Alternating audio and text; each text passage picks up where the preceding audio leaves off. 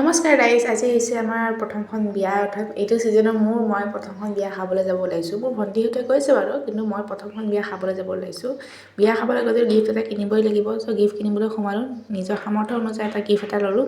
তাৰপিছত আমি আহিলোঁ বিয়াৰ ভেন্যুলৈকে। বিয়াখন আছিল মানে হাজি মুছাফিৰ খানাত, ইছলামপুৰত যে আছে যে সেইখনত আছিলে। তাৰপিছত আমি গিফ্ট দিবলৈ গ'লোঁ দৰা কইনা হ'ল আমাৰ ঘৰৰ ওচৰৰে হয় কইনাজনী।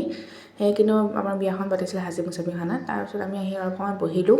চাওকচোন চবে কি ধুনীয়াকৈ সাজি কৰি চাইছে। বিয়াখন দেখি এনেকৈ লাগিছে মোৰে কেৱল ঠাণ্ডা লাগিছে নেকি, মইহে চুটাৰ পিন্ধি আহিছিলোঁ, বাকী চবেই একদম ধুনীয়াকৈ সাজি কাচি আহিছিলে। তাৰপিছত বহিয়ে আমি কফি অলপ খালোঁ। তাৰপিছত আহিলোঁ পূৰা থুচিবৰ কাৰণে। এয়া মই লৈছোঁ, দেখিছেনে প্লেটখন পূৰা প্লেট ভৰাই মই লৈছোঁ একদম পনীৰে, ছাগলী মাংস লোৱা নাই বাৰু, ছাগলী মাংস মই নাখাওঁ।